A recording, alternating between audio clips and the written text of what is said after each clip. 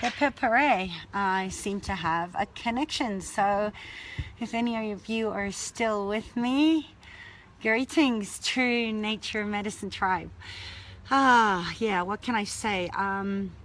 While I was trying to get a connection, I was starting to think, wow, you know what, maybe there are times when I should just take that as a sign that I should stay quiet, and other times I think, wow, something's trying to stop me, and when do I just keep trying to problem solve and find a way to get this information out there. So new moons as we move into August are a great time, as we know, to press the metaphysical reset button.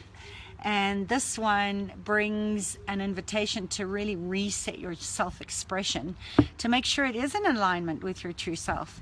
Leo really wants to be seen and heard and recognized and appreciated, and it embodies the part of all of us that really needs to share who you are and what you have to offer others. The energies of Mercury and Jupiter in Virgo are actually during this new moon, alongside with the inconjunct of the Sun and the Moon to Neptune, are also bringing in a tendency toward criticism. Hey Bob, hi. Yay. Okay, so you know, this is a really great time to look at where we're being overly critical of ourselves, and how easy it is to fall into that trap of thinking that you're wrong.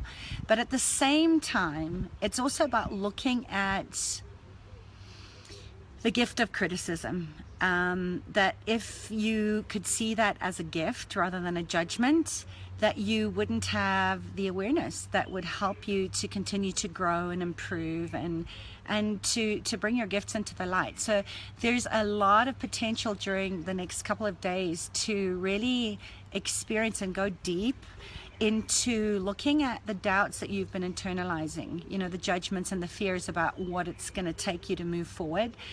And before you can turn those judgments around and see them as a supporting gift for you, so that you can grow, so that you can speak when you're afraid. I was actually shivering when I couldn't get online, and I was like, oh my God, I'm either really close to saying something that's on everybody else's mind, or I'm freaking crazy and people are gonna hate me.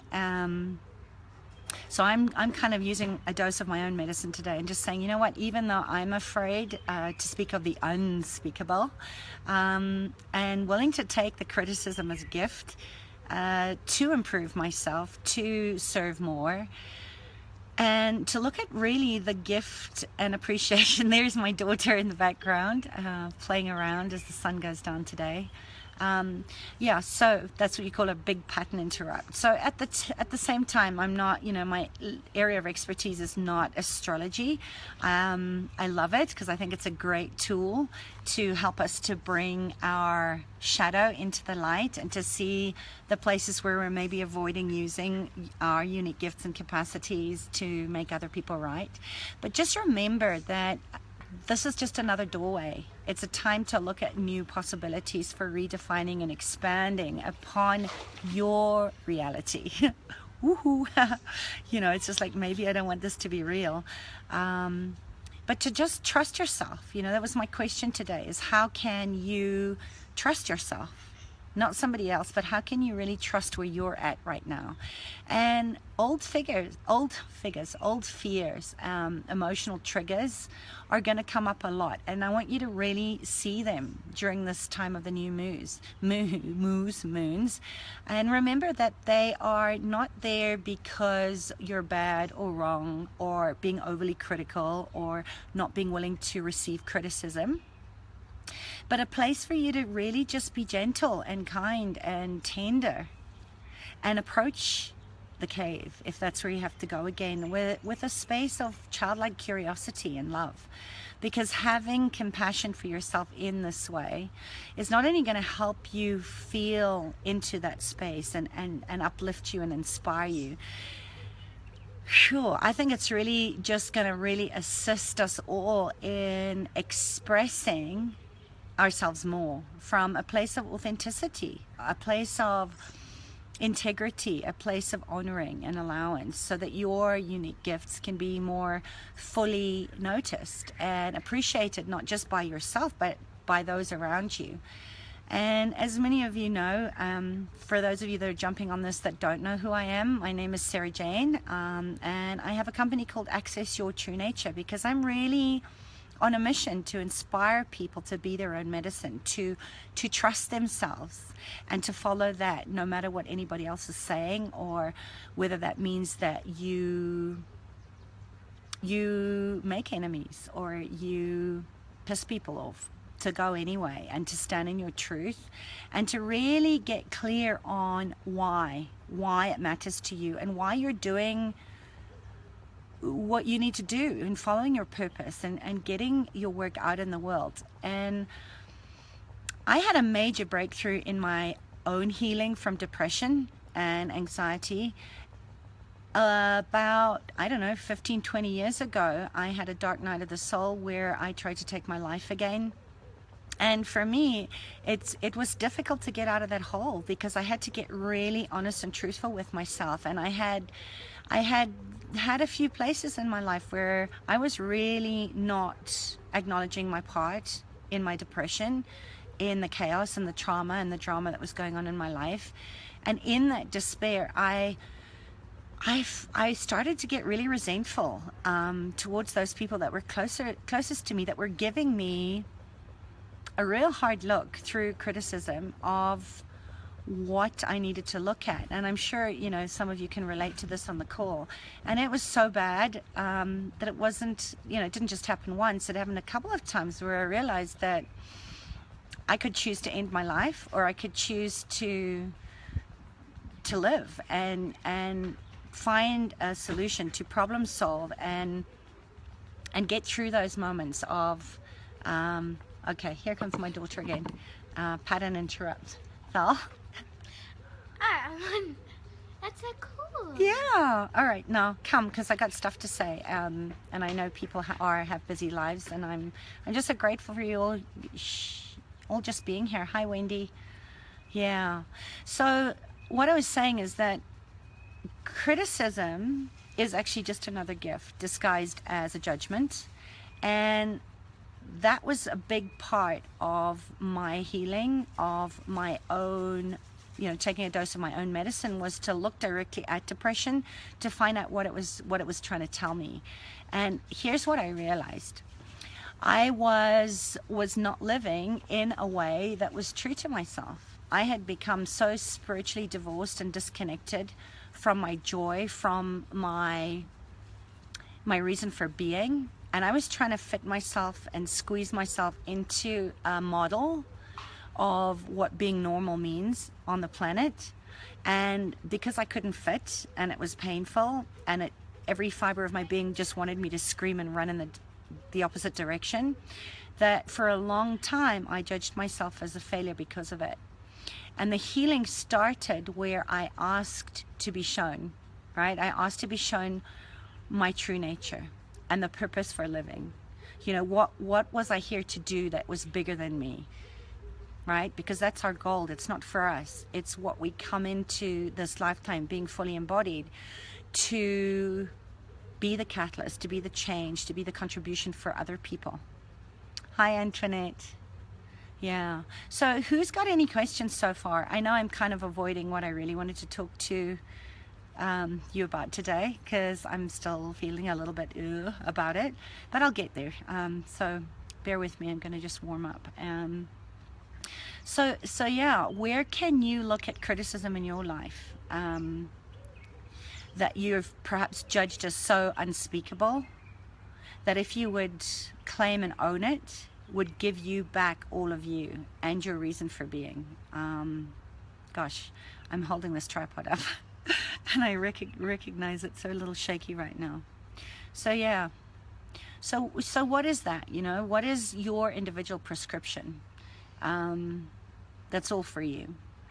Because let's face it, it's a time for us to rise up into a consciousness, a new feminine economy where we create because we have community, rather than creating more separation, which is a lot of time what criticism and judgment does, is it pushes us away from the very thing that we actually are asking for.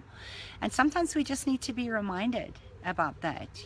What is what is it that you need right now that's going to support your beliefs, your truth, your purpose, and the things that you're being called to create in the world. And that's what I'd like to be here for. I have incredible mentors and women in my mastermind that really hold me to that, when I want to run away, like today. And where can you hold yourself in the most kindness and most forgiving and most empowering light possible? That's, okay, I have to change hands here. Yeah, so big breath. The wind is coming up. Yeah, winds of change. I'm so glad that this connection is holding. So yeah, the reason and the motivation for wanting to go where I don't really want to go today is there's so much craziness going on in the world. We have elections in South Africa coming up on Wednesday, and already the nonsense has started where people can't get to voting stations, and other people are saying, what's the point of even voting, because it's like a done deal that they're damned if they do and they're damned if they don't. Nothing's really going to change, and that's really interesting to me, because it's all crazy, and when you look at business, most of the places that I see women holding themselves back is in the politics of it. How many organizations, how many groups have I left? Are way too many to even count on my fingers over the years, because the joy goes away in the politics, and it's all ego. There's a lot of fire coming at us right now, and fire is there to burn away all the debris, all the erroneous crap that we don't need any longer, and to really tap into that fire of the belly, fire of the heart space, and go there, to light a new way. This is what revolutions do, right?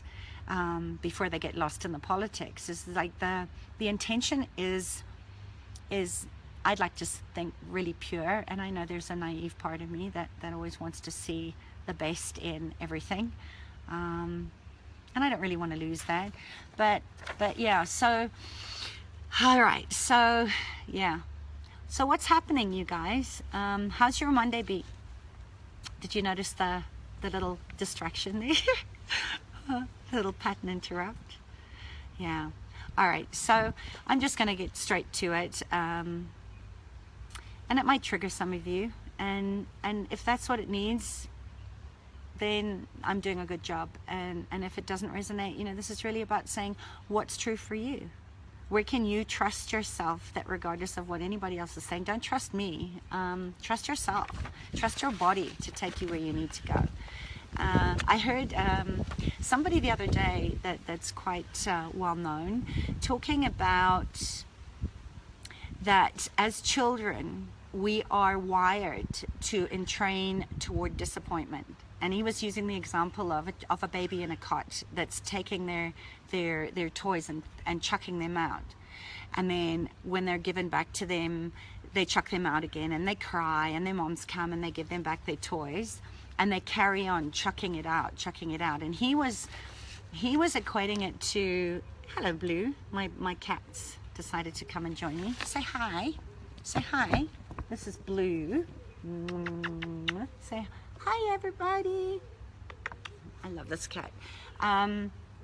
Yeah, so he was saying that we are, in regards to money, he was kind of trying to make the connection, and I'm kind of following what was true for me, and I just felt like, no, what if that throwing the toys, literally throwing your toys out the cot, throwing money at stuff and hoping it's going to change your life, rather than going inward and looking at what it is that you need to get from your own experience to receive on a deeper level. What if throwing the toys out is a way to keep connection, or to just keep reassuring yourself that there is somebody there to pick me up, there is somebody that's going to be there to hold me and love me, in that space? What if it isn't about wiring ourselves or in training to set ourselves up for disappointment our whole life? You know, because disappointment's just not being able to know what's true for you, because there's just so much noise and chaos out there that we forget to listen to our hearts, right? We forget to know that people are going to do whatever people are going to do because it works for them, you know, and be willing to trust that, wow, that person's really good at manipulating me to get what they want. I mean, kids and babies show us how to do that all the time, and we were all kids and babies at some point. So yeah, you know, these people that are, you know, sort of saying, and don't get me wrong, I've been there myself, where negative ads tapping into people's pain point, it sucks because you're reminding people of the stuff that they don't want, but it's what we respond to. I mean, that's part of human nature, right? But what about places where it's not? What about those places where that's the generosity of leading with spirit, right? That you can see somebody in pain and hold it for them without having to step in and think you have to fix it. So, you know, that was one thing that I wanted to bring up today. And that sort of leads in, or in my crazy mind, I kind of saw a connection here of just social media, for example. You know, the fact that this is a way that we get to connect to each other when we can't actually do it any other way. Technology is great when we can do this, and we can learn and we can grow and we can just connect with each other. But there's a downside too of that sort of shock and pain point that I see over and over again. And somebody on one of our local stations last week was talking about this on a show that once started out like 25 years ago being really, really good at shining the light on the dark, right? Of exposing things that people actually had no idea that were going on. And they were talking about the manipulation of how animal documentaries are made and how devastated they were when they found out that the whole documentary had been manipulated to hook people into a heart space of problem, reaction, and solution. I mean, David Icke taught me that like when I was in my teens, of create the problem, wait for the reaction, and then step in with the solution.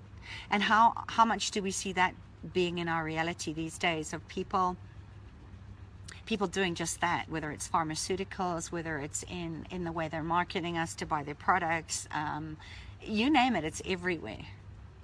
But what if you are willing to trust what you know so deeply that when you see programs like that and you hear that the truth isn't necessarily what you're seeing, right? That it's all been manipulated, and animals in this case had been, you know, ripped away from their mothers, and the outcome of the animal dying to connect that, oh, shame, the sympathy from people, was so far removed from your integrity and so far removed from how you want to live and create a kind of world, that you can see what it is and go anyway to making a difference by saying, hey, you know what, this doesn't work for me. What else is possible? What else can I do here to make sure that this doesn't happen anymore? And that's permission to say yes. It's permission to say, no, this is not happening. And where else can I see different examples of people manufacturing and engineering a sympathy vote, right? Problem, reaction, solution, to hook us in to thinking I'm never enough, or what I'm doing as little old me is never going to make a difference. And so that was the one thing, was seeing this through the eyes of somebody that had really invested a lot in the work that she was doing with animals on the ground. I'm involved in a lot of rescue sanctuaries and organizations where I'm on the ground, I'm getting dirty, I'm crying, holding an umbrella over a rhino baby that had lost its mother and been devastated, and seeing it die anyway. That wasn't recorded. That wasn't for anything other than holding space for that animal in that moment. And yet there are people that are capitalizing on being our humanness, right? The part of our humanity that actually wants to create a better world. And then I actually saw something else. And like I said, this has been building for a couple of months now. And it's a question that I keep asking within my own community is, as conscious, heart-centered women entrepreneurs that want to make a difference, that want to do business differently from this old masculine, engineered, manipulated, blah, kind of industry where all it does is it's not helping, it's not inspiring people to be their own medicine. It's actually keeping people hooked into saying, I'm not enough, I have to keep buying things, and I have to keep looking for help outside of me, and I can't trust myself to know what I need. And I see this in the most, what might have started out as real consciousness circuses. Yeah, they've become circuses. But in organizations where it's all become about greed and money. And I'm not saying, I'm not trying to say anything other than I've been there. I know what it feels like, and this matters too much for me to not speak about it today. But so this is my third question, right? I saw, and I've been seeing this for a while, but I saw somebody the other day sharing a story about how grateful she was that she'd had so many people that had donated money to to a crowdfund, right? That she had put out there in a story that of how she'd had breast cancer, had her breast cut off to stop the cancer, and how it had kept on spreading through her body, and how she really, really wanted to go and see John of God. And that the only way that she could do this was to create a sympathy, right? To create sympathy and empathy and altruism within the bigger global community, to donate money so that she could go and get this healing. And please, I say this with love when I say it, but it's like, raise your hand if you've never ever thought about this. And if I'm just so way off the path here, please tell me, because I really would like to get some clarity and some more of an opening in regards to how I'm creating my life and how I'm creating business. And it just felt really heavy to me. And then of course my crazy split bipolarized Gemini mind went to seeing the example with the animals of how we respond to disappointment, how we respond to injustice in the world. For example, of somebody that was I'm back. Yeah, so using a condition or an awful life story, it's just like, none of us want to create disease in our life. But this sort of brings me back to the work that I do in helping people to heal from the root cause of their trauma, and looking at where they actually create physical disease in their body to be right, to get what they want, to get sympathy, to get attention, as Leo loves. I want attention, but I don't want attention.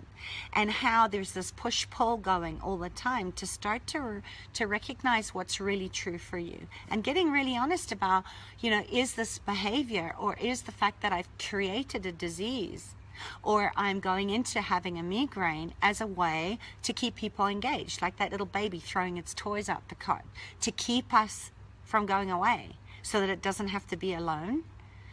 And this is the big cruncher. So this is the question that I'd love your insight and awareness on, is where is crowdfunding off of a terrible thing that may have happened to you or your dog or somebody that you love? Where is it different from people in cultures that for generations have been making a conscious decision to maim their children, right? So the more horrendous the burn, the more horrendous the handicap. And people are doing this all over the world, in India, in South America, in Africa. They're maiming their children intentionally because they get more money based on how badly disfigured their children are, and they're doing that to their own children. Okay, and this is why I said this conversation may trigger a couple of you, because it's something we don't want to look at, because intrinsically we want to think we're good. You know, we want to believe that we have a heart, that we can trust that people are going to tell us the truth and hold themselves in the highest integrity, in the highest form of being human, in our true nature. And I don't know, I'm just really struggling with this one, because I believe that platforms like Facebook, platforms like exposing the truth of the most horrendous acts that humanity is capable of, the abuse, the trauma, to each other, but also to other species and to the planet, that there, you know, I love that social media is bringing the what would have been hidden from us before into the light, right? Because it gives us a way for us to receive the information. And, you know, let's face it, some days Facebook is just too awful to look at. There's just so much cruelty in the world that my heart just wants to break into a million tiny pieces, and I don't want to look at it. But it's a place that's like an opening. It allows me, at least, and this is my awareness on it, it gives me a space where I can hold myself in the pain and in the injustice, and tap into what it means to live beyond the utopian ideal of hoping and thinking that if I just pray or meditate or be a good person, that these terrible things aren't going to keep happening in the world, that maybe that person might change. Instead of trusting myself to know what's true for me and to see where people are functioning from in the greatest form of manipulation to get what they want, and then just choosing where I want to go from there, you know. And yeah, so, you know, what's your awareness on this? I would love to have some open dialogue going on in the Facebook thread here. You know, what is me talking about some of this stuff brought up for you? You know, because I keep seeing this over and over again, and then in the most conscious circles, you know, it's just like there's something off for me if I'm creating business from a place of helping women awaken their Shakti, tap into their essence, into their femininity, into their sexual chakra, into their sexuality, and then I'm telling you that I actually have breast cancer. Doesn't that bring up a little bit of what the hell just happened here? That the person that's telling me to love myself completely, to nurture myself from the breasts, you know, the breasts are there to nurture our children, to feed our children, to create connection. There's so much healing energy around the nipples for a reason. And if I'm kind of selling that I'm an expert on what it means to nurture, to express my sexuality, and I have breast cancer, you know, where's the gift in that? And I'm the first one to say that I wouldn't be doing the work that I do in helping other women heal from anxiety and depression if I hadn't wanted to take my own life, if I hadn't gone on antidepressants, because at the time that was the best choice that I had before I had this other information and other people to support me. I wouldn't be having this conversation with you, right? So I'm an expert on depression. Does that mean that I'm devoid of ever getting depressed? No. So, you know, this is where I'm all in or I'm all out, or where I can actually agree and disagree about my own questioning, about my own dilemma on these subjects, that I think that we do create our business. We do create our gold, our essence, our reason for being in our true nature, because we are our greatest client, because we're healing ourselves still, right? Through the work I get to help other people, because I don't have all the answers. I'm in the process of mastery, of being human, of healing my own internal wounds. So, yeah, it is an oxymoron, Antoinette, because as long as we're human, we operate in 3D, and so we get disappointed. I experienced a terrible disappointment. Yeah, so, what is disappointment gifting us in that moment of seeing the worst side of people possible, right? Rather than trusting ourselves. My original question when I woke up this morning is, can you trust yourself? To know that people are going to disappoint you.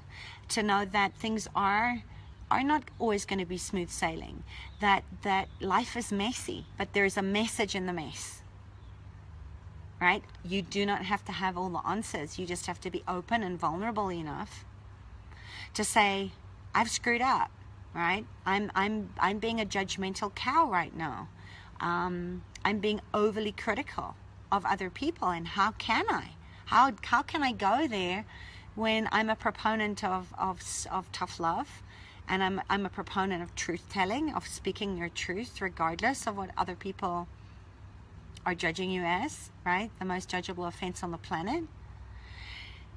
And what if having these sort of tough conversations is the place of opening, where we get to soften our heart and we get to learn from each other, Another way I see this happen is when we say, can you help me? Or can you do me a favor? Where it's in our nature to respond, to want to assist, to help, right? We lean into that.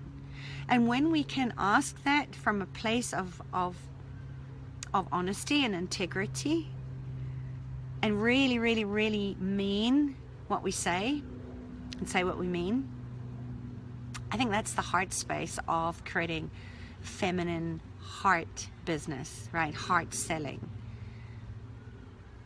So, what can we do here? And why are we not asking more of these sort of questions or talking about this stuff? How many of you can relate to having a similar inquiry coming up when you see people in your industry that are actually perhaps manipulating, but are so good in buying their story that they create physical disease? And then they get to say, well, look at me, look at me. I healed myself.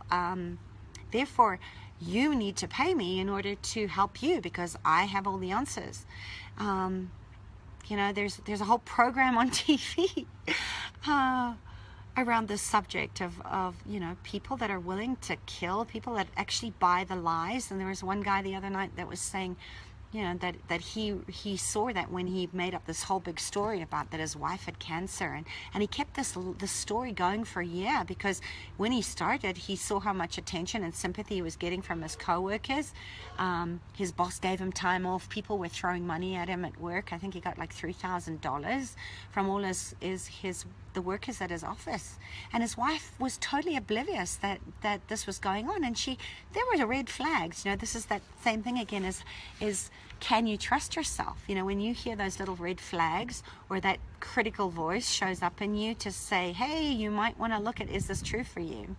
Where's the lie here that you're trying to make true so that you fit in and be the lamb led to slaughter, rather than actually being willing to shake the pot a bit in order to get people to see that maybe there's a different reality. But he kept this lie going on forever, and she was like, why doesn't my husband want me to go out? And why didn't he want to bring the kids around to work? And he always had these excuses, and he kept this thing going for like over a year before she actually caught the lie. And it's just like, what the hell is that?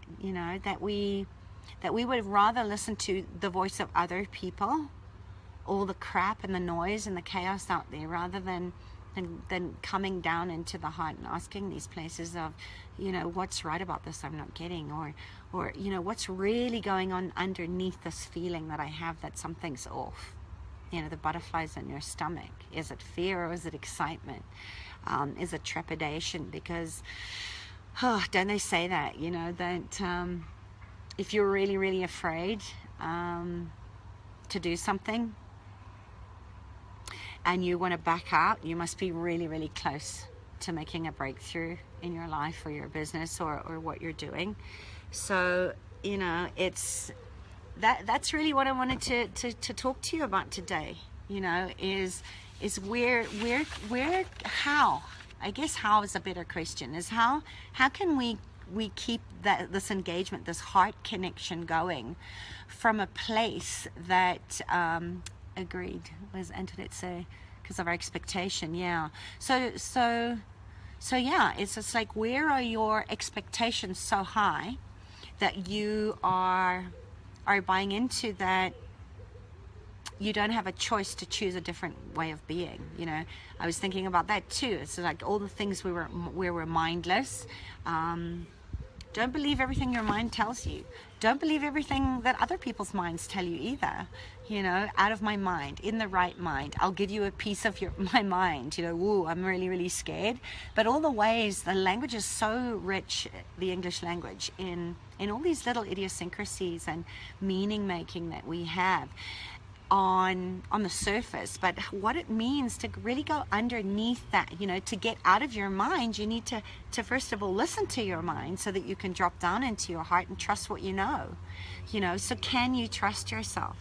What's true for you, and where are you forcing yourself into creating disease, into feeling like you don't have a choice, that you don't have, I don't know, you don't have what it takes to actually ask questions to get to the truth that's underneath the lie that you're trying to make true to fit in and not be rejected, like that kid throwing the toy out the cot, right? To keep us engaged, to keep us connected so that we're not alone, that we're not separate, which is, you know, it's part of being human. We're not meant to figure all of this stuff out on our own. We're also not supposed to think that there's a weakness in asking for support or asking for help or showing up and asking these tough questions. So yeah, so I guess that's my rant for today. I stopped shaking the minute I started talking about this. So I want to just tell you that I honor you. I so appreciate you showing up and joining in these conversations with me. I know it feels scary at times. The worst thing that could ever happen to us as a species is for us to think that we're all alone. The thing we most crave is connection, and yet having conversations like this, there's always a fear underneath it that people are going to reject you. They're going to cast you out into the big abyss, and you're going to be eaten by, you know, the saber-toothed tiger. And the brain doesn't really know the difference between perceived threat and an imagined one. So I'll leave it at that. I just want to invite you to know that you are a heart-based entrepreneur, and that together we can stop this madness. We can stop this madness and start to create a new economy where everything thrives, where we can celebrate other people's successes. We can hold each other in the light, in the best light, where there is no room for judgment or separation or exclusion or criticism, because it's all just a gift when it's given in a kind and caring way. Oh, Jackie, I honor and see you too, my sweetheart. You know, you're all fearless women here. And yet, you know, this isn't about abandoning fear. This isn't about trying to destroy fear. It's about knowing when we're afraid, and knowing that when we are, you just have to hold my hand and see this beautiful circle of women that are supporting you and seeing you in that moment of fear, or in my case, delusion or madness. So let me know your feedback. You know, am I crazy? Am I so cynical and skeptical about what is? Am I making all of this stuff up? Or have you asked those questions of where are people really using your sympathy, your empathy gene to hook you in and manipulate you to get what they want, and they actually don't give a shit about what you want? You know, where have we stopped listening to that? Going, you know, really listening to what people want, and also listening to what you want. Ah, yeah, I'm being real. Thank you, Antoinette. You know, I kind of get that, and I've stopped trying to run away from the fact that I am a truth teller, even when it gets me into trouble. So yeah, thank you. Mwah. Thank you for joining me. Please keep being your own medicine. And where can you trust yourself? Because you are real, and you are a truth teller, and you are unstoppable, and you are unfuckwithable. And also remember, you know, bring in some fun, bring in the lightness of this. Be willing to laugh at yourself.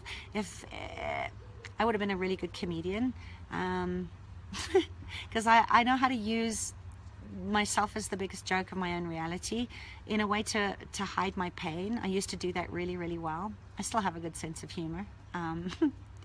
From time to time, it creeps out, and I have to really be willing to, hey, Splishy, my little black and white cat is come here to say we're done.